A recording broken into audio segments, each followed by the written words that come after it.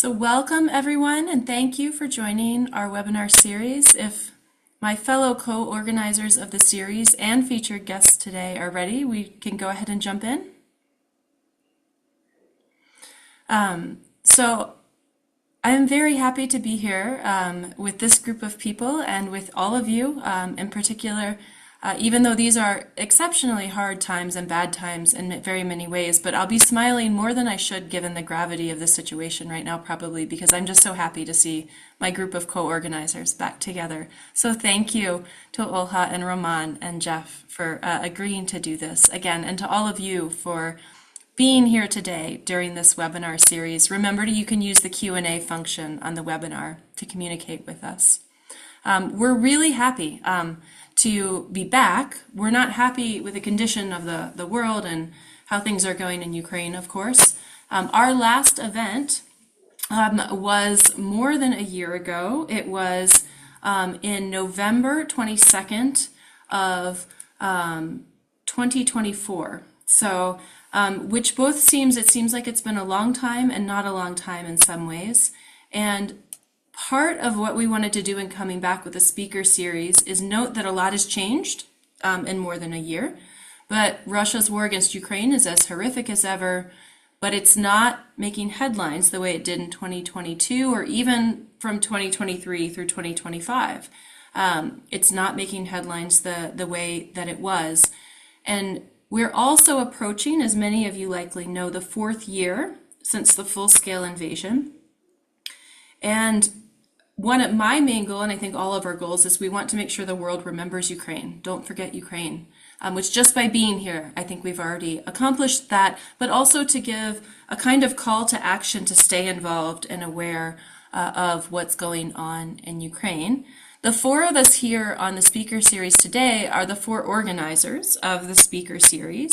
And if you're just joining, I'll put links in the chat to more information about the speaker series. And if you want to go watch recordings, we had some really amazing guests before. And we have 2 very amazing guests today who I will introduce in alphabetical order before turning things over to them. So Olha Nikolska has been working in the nonprofit sector since 2002, and she started her career at the American Jewish Joint Distribution Committee. She's currently the head of Global Partnerships and Outreach for isar.ednannia. She's in charge of the School for Community Foundations program, which is funded by the Charles Stewart Mott Foundation. And this is a program aimed at developing the skills of Ukrainian community foundations to raise funds locally and gain influence in their respective communities.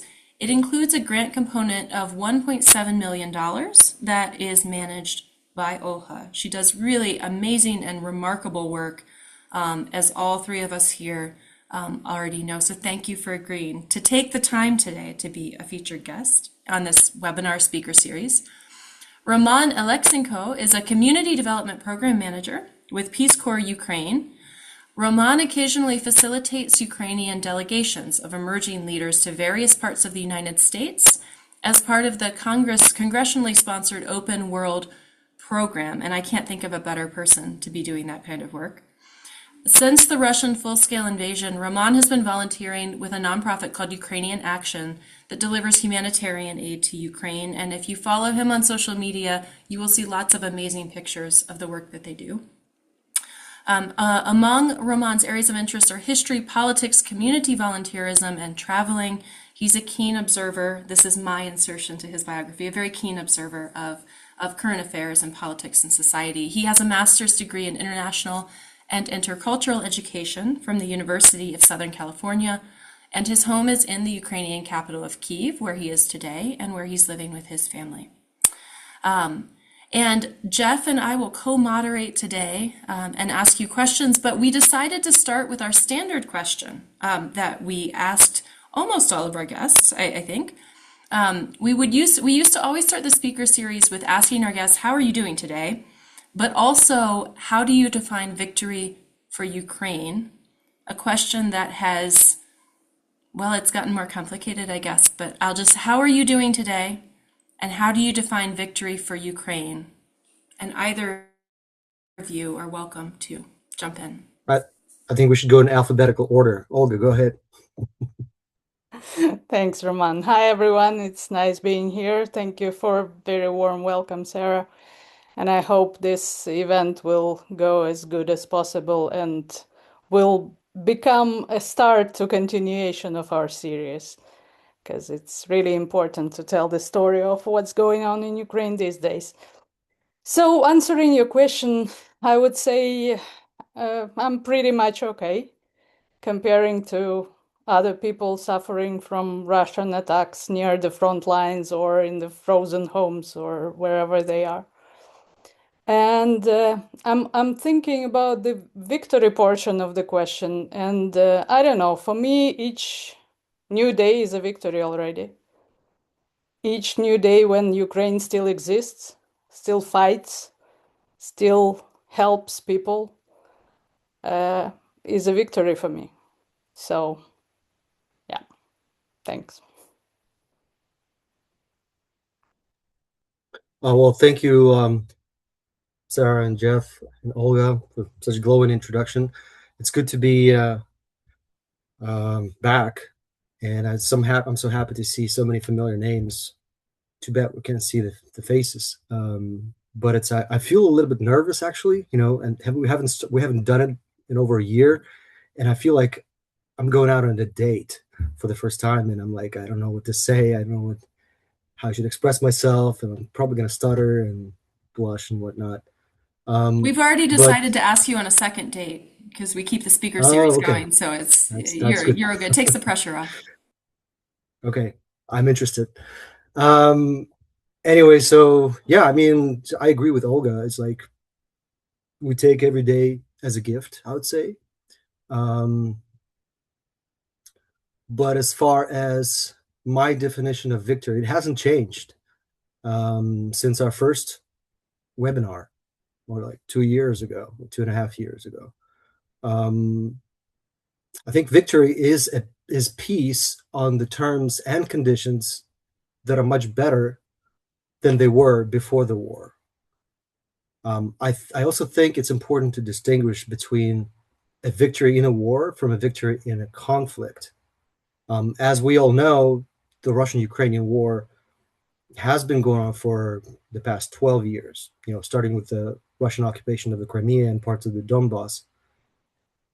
Um, but the Russian imperial aggression and expansion, as it relates to Ukraine, on the other hand, it's been 3 centuries old, I think, which means and makes it one of the longest conflicts in the world.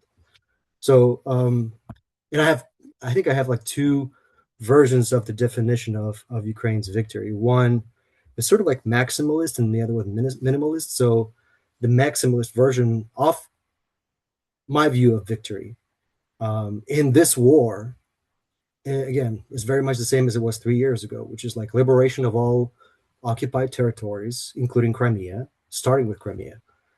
The return of all POWs, prisoners of war, and kidnapped children, which is very important. Um, it also includes reparations paid by um, what is left of the so-called Russian Federation at that time. I don't think. I also think that it means bringing all of the top Russian political and military leaders to justice. And finally, Ukraine becoming, a leading security guarantor in Europe, whether it's part of NATO or some other alliance or independently. And last but not least, I think we must ensure lasting peace on the continent, which can only be achieved if the Russian empire crumbles and disintegrates into smaller ethnic and or political states. And we all know their names, and we all know the number. Um, and that could be the end of the Russian-Ukrainian conflict. And going back to my minimalist version of Ukraine's victory or vision of victory is, preservation of Ukraine's sovereignty, independence, and military might on the territories that are controlled by Ukrainian government. Sorry about going off too long. No, not at all. That's not too long, and that's a very good answer. Part of the I reason we want, actually oh, go wanted ahead. to add something, if you don't mind. When Roman started to talk about the 12 years of war, uh, I remembered that today is the day of the Heavenly Hundred in Ukraine. This is when the mass shootings on Maidan took place. And it's exactly 12 years since the killings started. So, yeah.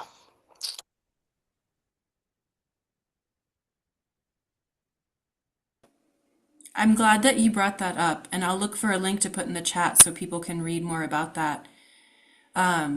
Because that's such an important anniversary to note, and important that Rahman emphasized that the war, of course, did not start 4 years ago. I say full-scale invasion, but of course the war started 12 years ago. So really, this is a much longer conflict than people realize.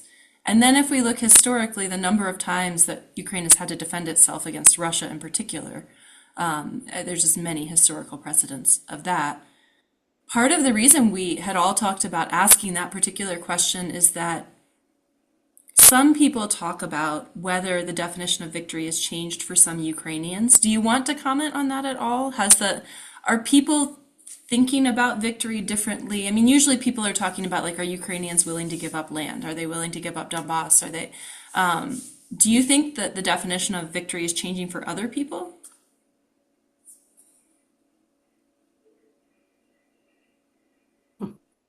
The tough question, Even if maybe Roman is frozen, that's why he's keeping silent. So I think No, he's thinking, let you go first.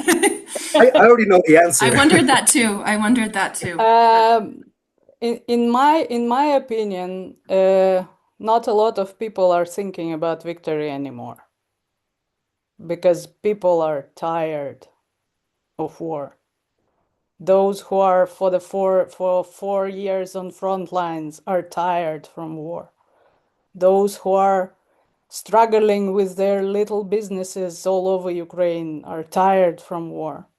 So I'm not sure that a lot of people are thinking about victory at all now.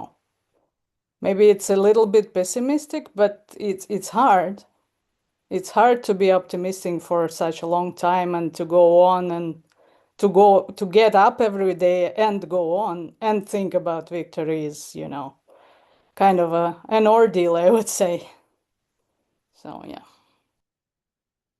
And I agree with Olga. I think the word victory has sort of disappeared from the public discourse in the past 2 years. And only now we are seeing some, intellectuals and politicians um, going back to the definition of victory and kind of trying to remind the people and rally people up and remind them that we should not abandon our vision of our victory. That's very important, even in the darkest of days. I do know that fatigue and disillusionment and disenchantment set in, and it permeates Ukraine civil society. And I think we're going to talk more about it later. Um, but I believe that regardless of where you are, whether you're on the front lines in the trenches or you're in the most out west city of Ukraine, I think the definition of victory is very much personalized and and and brings everyone to the agreement that this war must end, but it leaves lots of questions about the conditions on which the war will end and who will benefit, and also what does it mean, like if the war ends, for how long? That question remains very acute in the public discourse. And we have a question in the Q&A. We used to leave questions to the end, but I think I'll use my discretion as moderator. Maybe we'll bring them in here. Andy Lennox is asking who? All of us know, I think. Well, maybe not Olha, but anyways, Andy is asking, is the change in the definition of victory tied to the betrayal by and chaos in the U.S.? Does the U.S. play a role in why the definition of victory has changed, or why people don't talk about victory, because that's what you were saying, Rahman, partially. I'm not, I haven't heard a lot of talk about what victory is for Ukraine, like I said. And I think, and thank you, Andy, for this question. I think I think some of it has to do with what's going on in the United States, and I think a lot of it has to do with Ukrainians finally abandoning any illusions that they must have had about values or shared values, I should say, or ideals of democracy, and not to mention promises and assurances and guarantees left by our partners and the so-called allies on some of the important documents. So and it ties up to the Ukraine civil society or Ukrainian society in general, slowly coming to a realization that for the most part we're in this alone, and whatever aid we're getting from our friends overseas, including from the United States. And I'm again thankful to Andy and his team and USAR for the support that you've been providing. I think we learned to appreciate every bit of it, and we've learned to use it sparingly, and we've learned to use it wisely. I hope I answered Andy's question. I think you answered Andy's question. I'm wondering if you mentioned this briefly, kind of the change to civil society in general, too, that this had affected civil society. Do you see civil society changing a lot? And Olha, especially with your work with isar.ednannia, what's the big change in the past year? And Rahman, you work with the Peace Corps and you work with Ukrainian Action, so you both have a lot of insight into how have these efforts changed in the past year? It's partially also answering Andy's question that after the US aid withdrawal from Ukraine, it was a moment of desperation and chaos and panic, but it actually ended up quite good, I would say, because 43% of Ukrainian active CSOs were affected by USAID withdrawal. It's a huge number of organizations, and they might have even had diversified sources of funding, but in the end, these were USAID money. So especially anti-corruption, media sector were greatly affected and kind of lost everything they had. Like 43% of organizations depended solely on USAID funding, which is a lot. But they had like almost all of them had the resources and strengths to regroup and go back to life. Also because the European partners kind of reoriented their grant programs and funneled the funding into the sectors of CSO work that suffered most. It wasn't immediate. It took a couple of months to kind of grasp what's going on and analyze and then throw the money into the pool. But still, it was a huge blow, like a huge blow to the sector.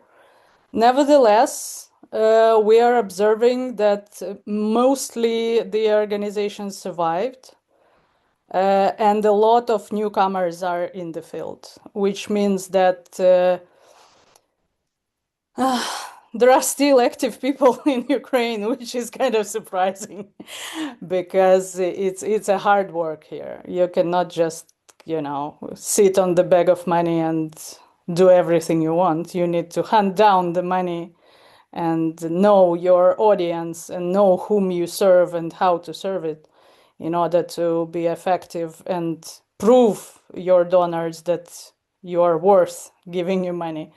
So yeah, there's a lot of cutback on humanitarian funding, and there is not a lot of cutback in humanitarian needs. So this kind of brings a lot of despair, I would say, to the regular people, because they cannot get any help if there's no humanitarian action going on. So yeah, that's my take on the last year's events, more or less. Olga, I'm going to put you on the spot. I'm sorry, Sarah. I was kind of intrigued by what Olga said about, after with the withdrawal of USAID, there was a void, but eventually was filled by some of the European partners. Can you name at least some of the countries, maybe top three European countries that sort of stepped in and started Well, the supporting Ukraine's civil society? Scandinavians are amazing. Really, the Norwegians and Swedes and Danes are kind of filling the void now with their funding, and I would say that they are the stars of this show, because if not them, I don't know what would happen. But they kind of stepped in right when it's ended, so it was kind of a sort of a smooth transition, more or less, and they are giving out a lot of money. So yeah. I also kind of wanted to follow up on that thread for either of you. The reason we started the series is to actually discuss and promote the impact of CSOs in Ukraine, because it's, when we are reading media, it tends to be either about the political situation, about the war, the conflict, and we tend to skip past the fact that thousands of organizations in the background making sure that that this aid is delivered, that funding continues to. I mean, even Ukrainian action, which Roman represents, is one of those examples. So that void happened. Would you redefine kind of resiliency at the civil society level? Like, how has, I mean, more specifically, what do you see from your perspective that has made the difference? Organizations still being able to function in a vacuum, and then how is that translated in maybe a new definition of what we should learn about resilience when it comes to organizational adaptability, if that's does that make sense? Because that Yes, Jeff, is it's the a heart of miracle, what you we know? keep discussing. It's a miracle. Yeah, it is a miracle. And the people, and we forget it, and the reason I ask is is because in light of all that we hear and we read, or what we don't hear and we don't read, there are thousands of people showing up and walking out the door every single day, and in what in the US we can't even imagine is our conditions. Like, we don't have any point of reference for a lot of us. But from your perspective, that's both hopeful, but it's a sad commentary that people have to do that to make it work. But I think what I'm asking is if you can maybe pin down something that you see, as you've said before, we all have a lot to learn from what is happening in Ukraine in civil society. Do you see that that's really changed fundamentally the current context? And if so, how would you define it, or how would you, I don't know, reflect on it? Go on, Roman. I know you No, no, have. no, no, no, no. This is a question for you. Like, I wish Well, I. while Jeff was explaining, I was thinking that 20 years ago, when I was entering the fundraising field and so on, I was dreaming that kids would be taught in kindergartens I don't know, the activism, to join the NGOs, to volunteer, to do all these things that a lot of people in Ukraine are doing now. And now, looking back at these 20 years, I want to stress: be careful what you wish for. I never wanted so many people to be active with the price like this, you know? And I cannot even imagine how, and well, I know why, but I don't know how they still go on. It's so hard, especially when I don't know, one of the charitable foundations that I'm kind of looking out for from time to time, they are dealing with surgeries for wounded combatants, and they have like millions of grivnas in invoices that they need to pay, and they fundraise only from people who subscribe to their kind of network. They do auctions, they find these things to auction out and so on and so forth, and they are struggling with millions in invoices every day. And it's kind of started 12 years ago, and they still go on, and I don't know how. It's kind of a, well, I don't know how they do it. Well, if I read your question, and I have a tendency uh, to sidetrack and talk about other things, not the things that people ask me about. And there's those who are still wondering what CSO is. It's civil society organization. I know sometimes we speak in acronyms, but it's really important for everyone to understand that our topic of discussion today is the civil society of Ukraine, but also the civil society organizations, or CSOs, which are usually the drivers of any changes in Ukraine. But I'll attempt to answer your question, Jeff. But I think, in my view, despite everything that is going on, despite the disillusionment and disenchantment and all of that, I think Ukrainian civil society has matured. Um, and by doing so, it has realized, to its dismay, that we're the only adults in the room, especially if we speak about the rest of the so-called free world. Um, we've shed any remaining illusions about our so-called partners and allies, but at the same time, we've learned to be appreciative of the actions versus words. I'd like to think that we've become better at critical thinking and media literacy. Obviously, I'm only talking about the social bubble that we represent here. I think we've become a lot fewer, but at the same time, we've become more innovative. I think we're also coming to terms with the fact that we have to become even more self-reliant, and that we may not see the end of this war during our lifetime, basically. And therefore, we've learned to take every day as a gift, as I mentioned before.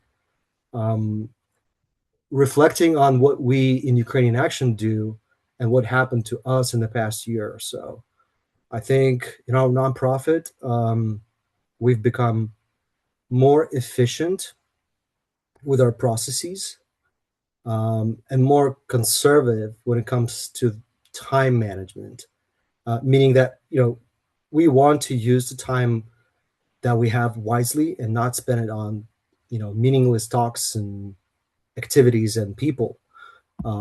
But aside from all of those nice things somewhat nice that I mentioned just now, I think the effects of the war and everything associated with it, including internal issues. We have lots of issues in Ukraine, those of you who know. But all those things are taking their toll on the civil society's ability to keep on keeping on, if you will. I personally, and in my social bubble, I feel people being exhausted, fatigued, again, disillusioned, and vulnerable too. And very irritable. I think I pronounced that word right. We're not aggressive just yet when it comes to dealing with one another, but I think it's also like a dangerous sign, if you will. Not to mention mounting health issues that affecting many of us in Ukraine, whether we're experiencing them now or we know that they're delayed or have to deal with them, 2, 3, 5 years down the road, especially those civil society members who have been around in the field for a while. Um, Speaking of me personally, I think I have less patience as opposed to 1 or 2 years ago, um, when dealing with those who still don't get it. Like in the past, I would devote a lot of time trying to explain. Now I don't have time for that. Um, but I think overall, Ukraine's civil society, and when I say Ukraine's civil society, I also include Ukraine's defense forces. Um, and I think that's one of the underestimation that folks in the West have about Ukraine is that how closely Ukraine's civil society is connected to defense forces and vice versa.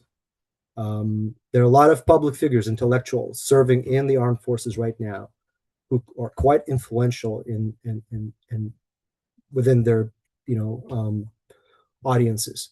So basically, Ukraine's civil society is the only entity in Ukraine, in my opinion, that defines conditions on which the war will end and the direction where the country is going. Not the president, not the executive branch or legislative branch. And I think that's one of the misconceptions that folks in the West still have about Ukraine. They somehow believe in the miraculous peace talks and peace deals and whatever inappropriate and rude words they can come up with. Ramon, I just wanted to point out for myself as well as the audience, both of you made some critical observations that I think can really help inform a conversation outside of one is the relationship between civil society and the military and how the fight is being carried forward are inseparable in Ukraine. And I think that you're right. We have a kind of a naivete or the Western approach that each one is siloed somehow or distinct from one another and operate distinctly from one another. The other one I just wanted to point out also to kind of footnote for myself, but also for the audiences, the Olha's comment about youth engaging in their own concept of civil society and that is now filtering down as a conversation throughout both education and in the home and in their experience of their just real world experience within inside Ukraine.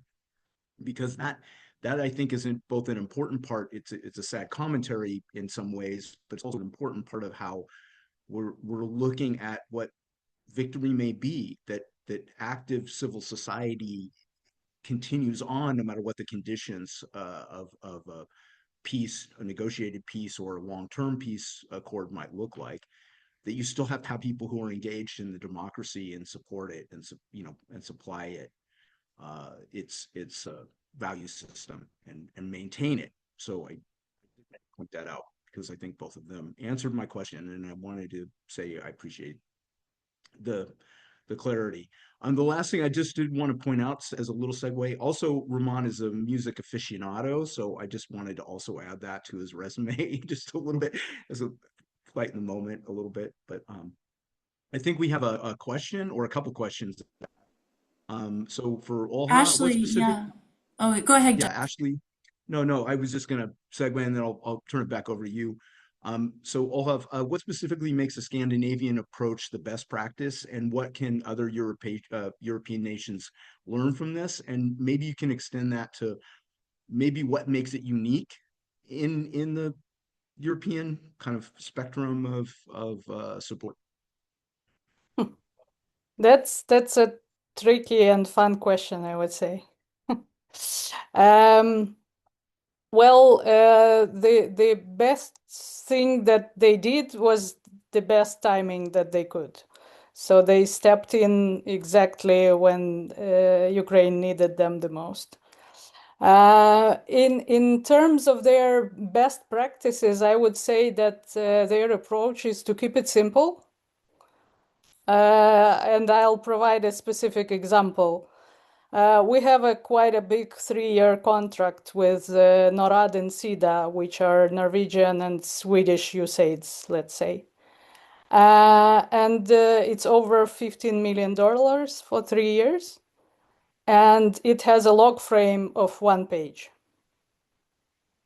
which is kind of, it had like 3, but after half a year, they decided to simplify it to one. So it has kind of a overall numbers that we should achieve, and it's up to us to achieve them. And they do not dictate what should be done and how it should be done. Yes, they have some quirks, I would say, in their approaches, especially what is connected to auditing all the grants and money that we give out. But it can be people were smiling as a result.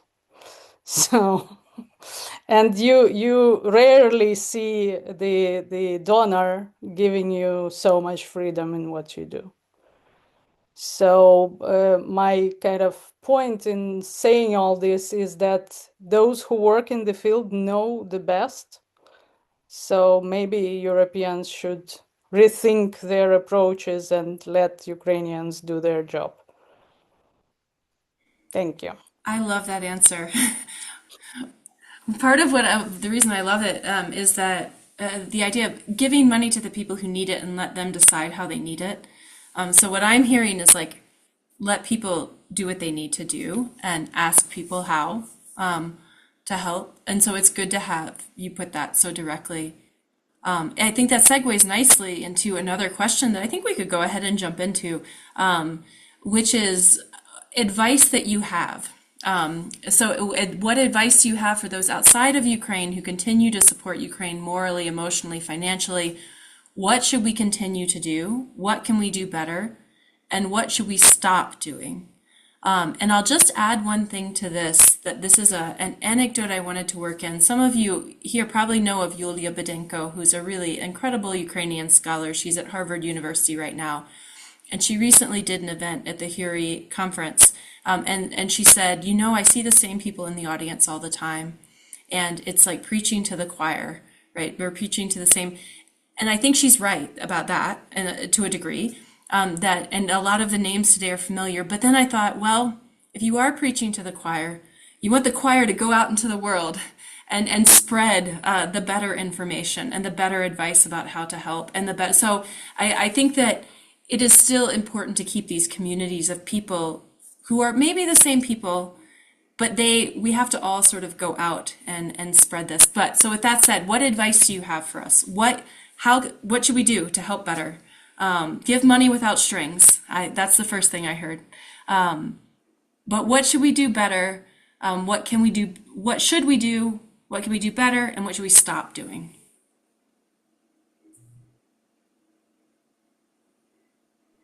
Okay, if I may, and thank you for the question. And I echo your, Sarah, observations about preaching to the choir. I remember visiting the U.S. with a group of Ukrainian leaders about a year and a half ago, and we were meeting with then a Ukrainian ambassador to the United States, and we were coming at the time when the new administration just came in the office. So I guess it was less than a year, and the advice that she would give to us all is like, now you go and talk to the people in those communities across the United States and tell them about Ukraine's plight and about Ukraine's struggle and Ukraine not being a victim, but also, being a fighter and all that.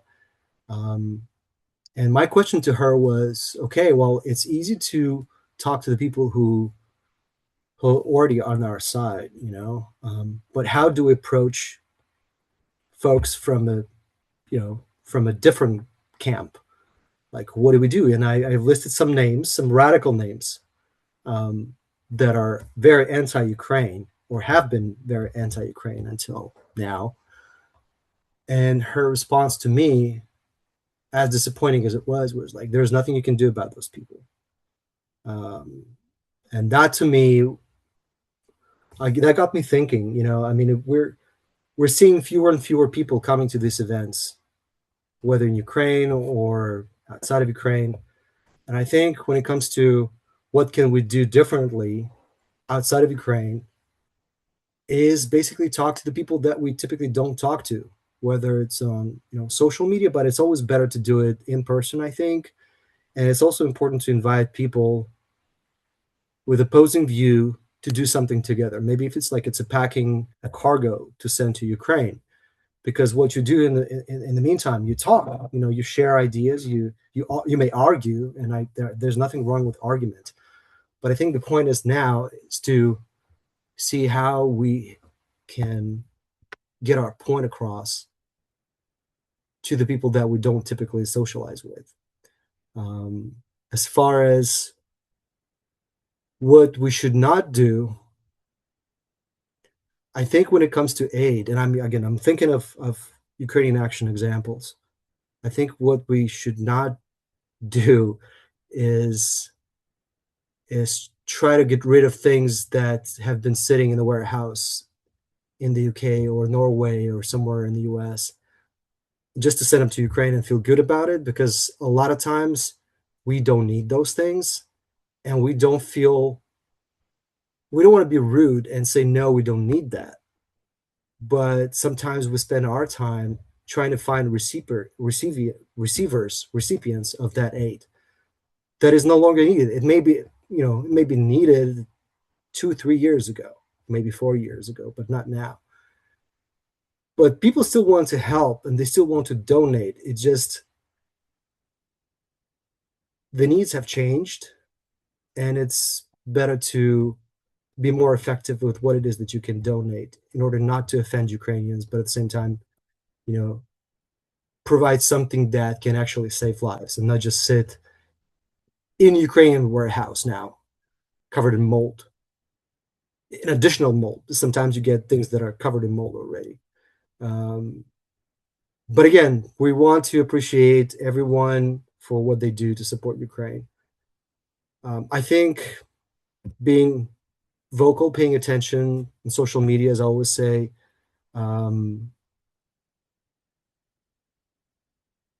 but again, try to talk to people from opposing camps. Is that what you do? I couldn't resist posting a link to an academic article in the chat that 100% backs up what Roman is saying. That the people whose opinions are most movable on Ukraine are the same ones who are paying the least attention. So if you who are here, who have joined this webinar, thank you. Thank you for being here. If you can go talk to people that aren't paying as much attention to Ukraine, those are the people that it's really important to reach out to, potentially.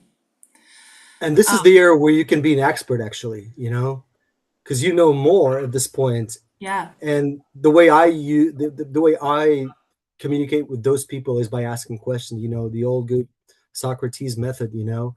And not to corner them, not to trap them with my questions, but lead them to understand and appreciate, and ideally be part of this, because it affects us all. This war, as we all know, it's not only affecting Ukraine, it affects Europe, it affects the United States to a very, very large degree. And we want to make sure that these people are educated enough to understand it before other people do, and hopefully affect the decision-making process of those who do make decisions.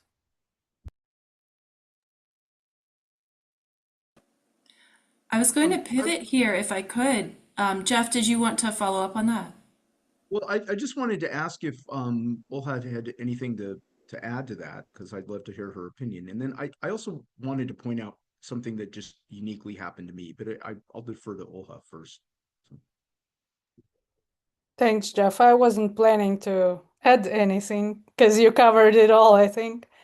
But in my personal opinion, it is important to feel that at least someone is standing by you. So you can kind of lean on those who are already there. But the second point is that spreading the word is the most important. Because we were kind of struggling here with this notion of propaganda and all this stuff, and came to a decision that there's no use fighting the propaganda. You should form your own narrative and spread it actively. So kind of spreading the word is the critically important point. And if you are concerned about something, just talk to other people about it and maybe they'll join you. Thanks.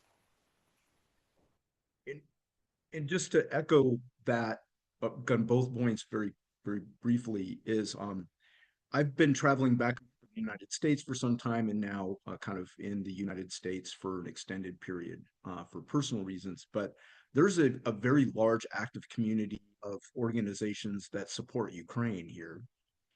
And while all of us, while most of us have some affiliation with a specific organization, cross organizational pollination and service, it can be very beneficial. Some of the organizations that I'm now with in the US that are Ukrainian based or provide aid to Ukraine were unaware of certain other things going on. And now they're starting to shift some of their mission around better delivery, different type populations and demographics, and so on. So for those of us in the US or in Europe, being kind of connected to different organizations across a wider spectrum that are already supporting Ukraine can be highly beneficial to organizations that need aid in Ukraine. So just as a aside, another opportunity to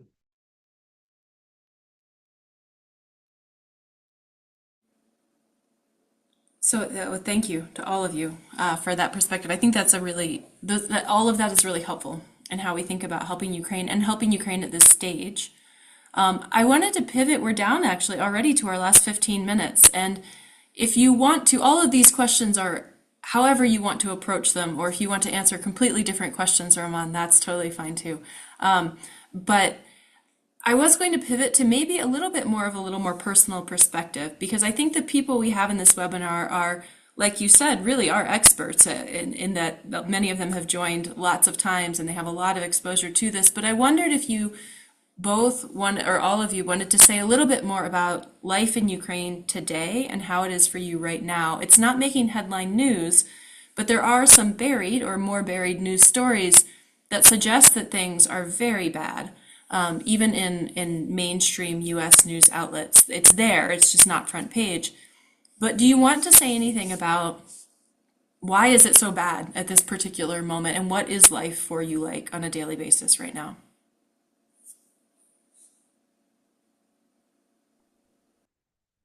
Okay, I'll start. Well, we all know the answer to the question why, because Russia continues to strike Ukraine every day, different locations all over Ukraine, not just the front lines, not just Kiev, but Western Ukraine too. And they even were trying to aim the objects that are close to the nuclear power plants, which is kind of crazy, I would say. Yeah, the situation, I can talk only about Kiev and the suburbs, but the situation in outside of Kiev is a bit better because like our village houses usually have the wood stoves in case then they don't have any electricity or the gas cuts off, they can just use the wood and have some heat inside the house. But the situation with the electricity supply in Kiev Oblast is better than in Kiev itself. For example, the huge district of 500,000 people, or maybe even more, is cut off everything. They don't have heating, they don't have electricity, they don't have running water. And I don't know how they survive this situation. Because if you have money, you can kind of move to the other side of the river and where the situation is a little bit better. But if you don't, and if you have little kids and you have nowhere to go, I cannot even imagine what's happening to these people. So yeah, it's kind of rough on all sides, and we didn't have. Correct me, Roman, if I'm wrong, but I think we didn't have a winter like this in at least 5, but maybe 10 years. We had heavy snowfalls and very frosty nights. I don't know, minus 26 Celsius is something around minus 4 or 6 Fahrenheit, something like that. So it's been freezing, and frozen rain was coming and snow was coming, and it looks beautiful, but the conditions are so bad. So it's rough, I would say.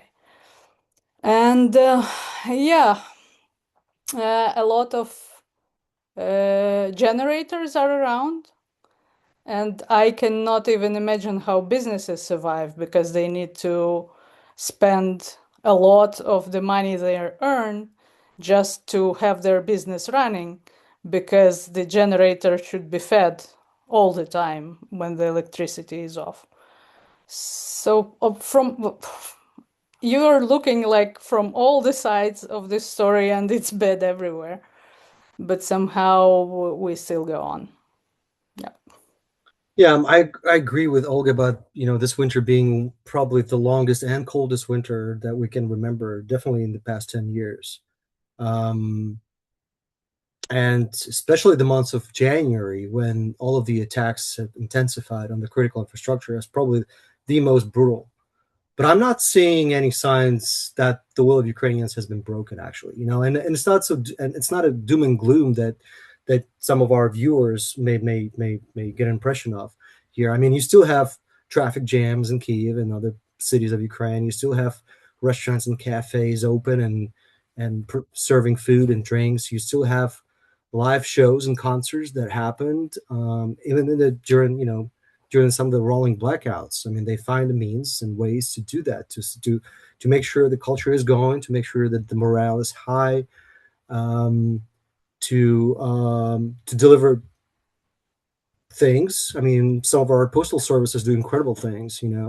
I think a lot of people now have all kinds of supplies and equipment to keep them going, like ranging from generators to like charging batteries, like the big EcoFlows, as we call them, all kinds of flashlights, of kind of tricks, and to store potable water, to do your laundry when there's electricity, to feed your kids, to make the meals. So you basically, now those who not on the front lines, but they have to plan their lives around the times when there is electricity, when there is water. So that, looking at the bright side, that makes us very efficient in, as crazy as it may sound, but it makes us very efficient in the time management. Again, trying to do multiple things at the same time while you still can, and appreciate that, and store up and stoke up on water and food and electricity supply, and also do some volunteering in the meantime. Obviously, going on the streets of Kyiv, or Lviv, or Kharkiv, or Odessa, you get used to this roar of generators and darkest streets, and trying not to fall on the icy sidewalk, because this winter has been crazy. I mean, it's been, if you have a pair of those yacht tracks, I mean, you're good.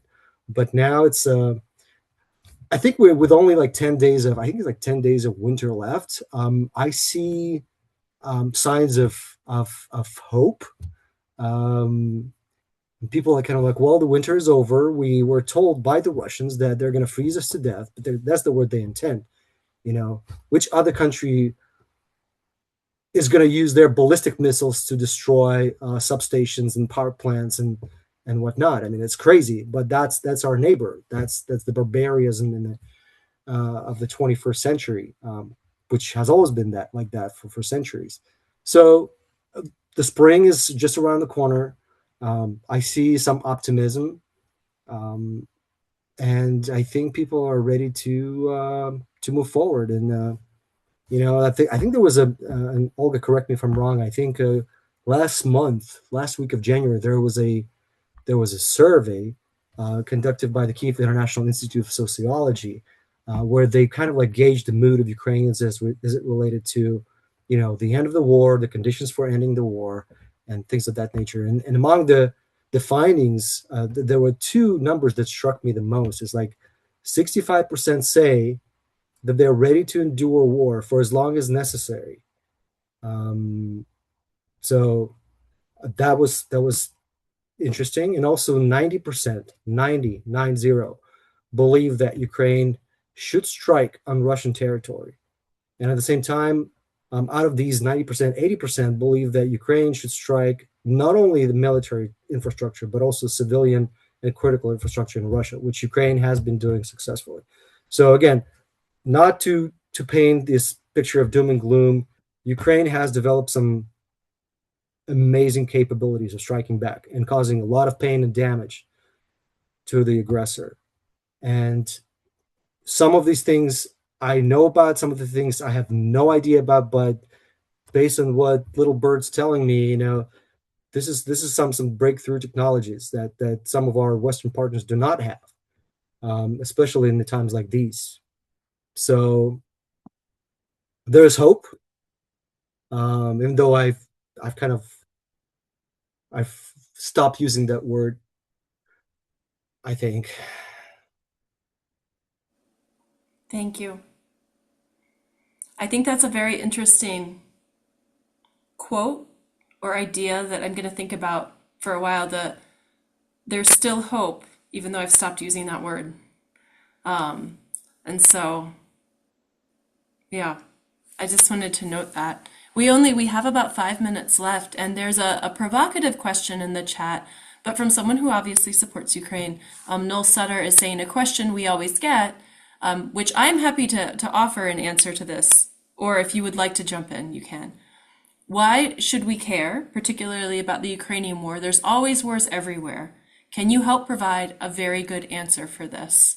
And I mean, this is, I think, part of the internal react. I don't hear people say that to my face very often, but they mostly know that I really support Ukraine, so they wouldn't say it directly to me maybe. But I think for some people, they are thinking, well, there's lots of wars. This war's been happening. We tried to help. Would you like to jump in on that? Or I mean, I have my answer to that, but. Sarah, I would like to hear your answer, Okay. actually. It's one of the longest wars that's been going on, and it affects the whole world. That's the short answer. It's correct to say there's always wars everywhere, but this is still the largest land war in Europe since World War II. It affects the security of the entire world, and it's extremely naive to think that Russia will stop at Ukraine. We have seen in the US that we do not have an administration that has any clue how to deal with a Russian security threat. And what Roman just hinted at a little bit at the end of his response is Ukraine, it sounds almost like this sort of like, I don't know, nice, false Pollyannish thing to say, to be like, Ukraine has a lot to teach us, not the other way around. But it does. And the US is way behind in drone technology and drone military technology. And Ukraine is far more advanced in that than we are. And that is the new face of warfare. So even from a very practical, self-interested perspective, it is vital that we not forget about the war in Ukraine. I mean, I think the reason to care about the war is that they're still killing people. They're killing children. They're still killing children. They're still killing children. And they're targeting intentionally civilian targets on a mass scale. And that should be shocking to everyone that we're still at that situation and in a worse situation even 4 years after the full-scale invasion. That's I could keep going, but that would be my answer, in part. Thank you, Sarah.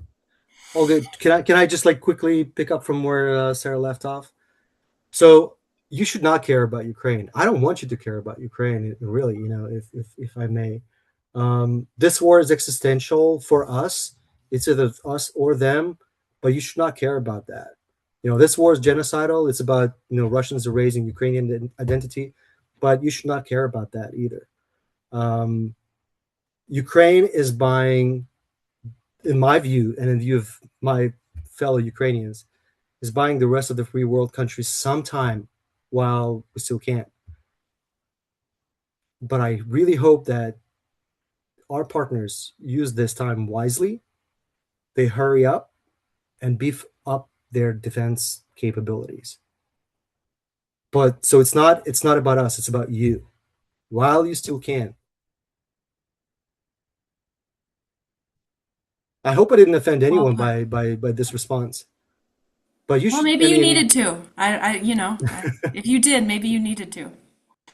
and if eventually it's all about the children or your children, I mean, most people on this call, with the exception of my son, are in probably in their 30s, 40s, 50s, and 60s and 70s.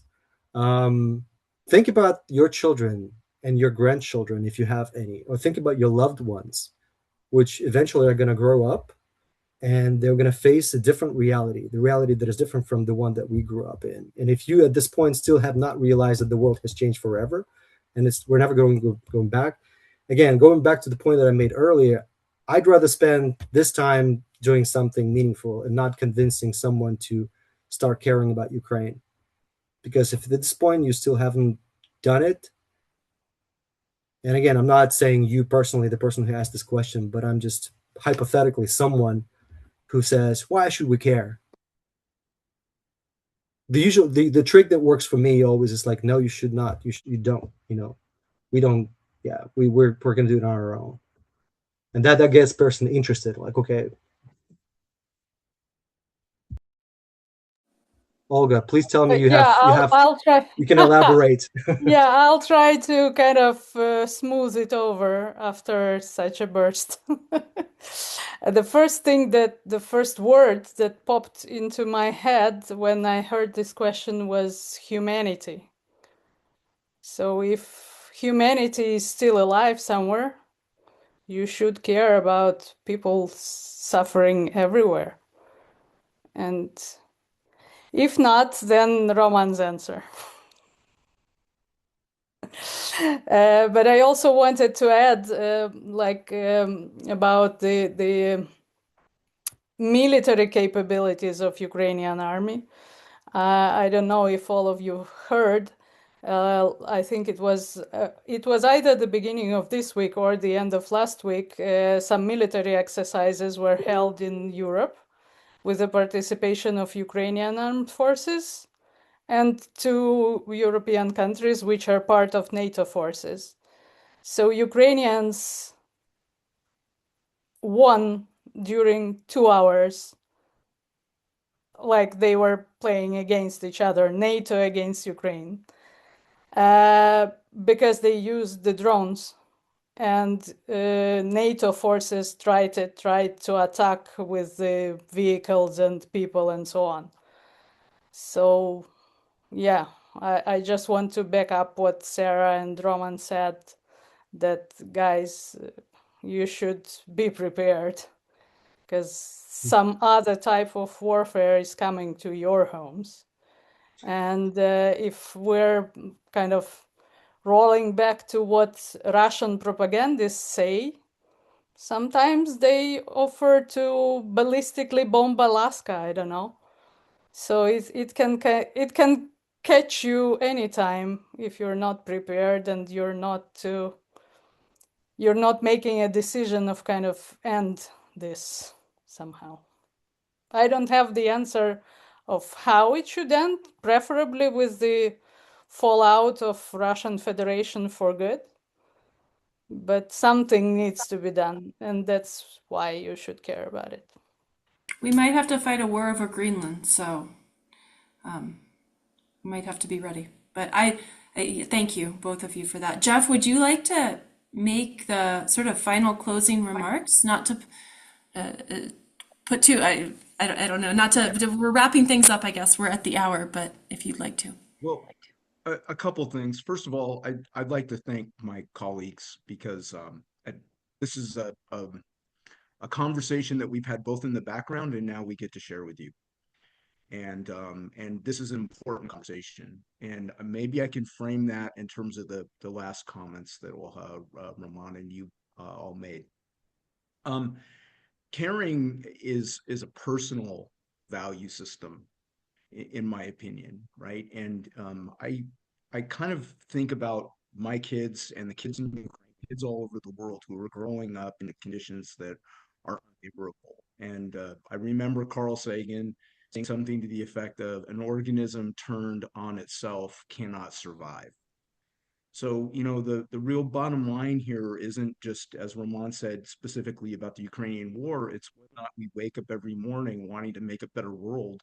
And that may sound idealistic and unachievable, but Ukraine gives us an example every day when people walk out their door to like survive, and not just survive, but help each other. And wherever you point to on the planet where that's happening, that's something that we should aspire to do, support, care about.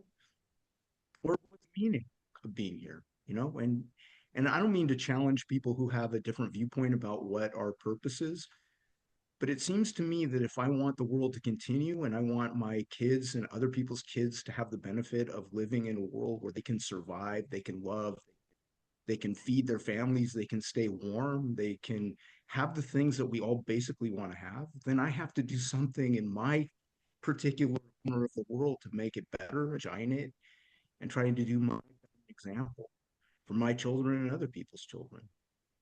And I don't think that's a hard sell, however people frame that. And it's not going to play well with people who are opportunistic or they're self-interested or they're maniacal or megalomaniacs, I mean, but who cares about them? And I just show up for the tens of thousands of people who are showing up every day, period. And so if you're not going to show up for Ukraine, show up for your local community, because that makes the world a better place for all of us. So anyway, that's all. I just and I'll just also extend. I deal with so many different people all over in Europe and in Ukraine, and I watch what people are doing and showing up to do every single day, and I can only hope that I emulate that in what I do in my world, because that's the best version of humanity.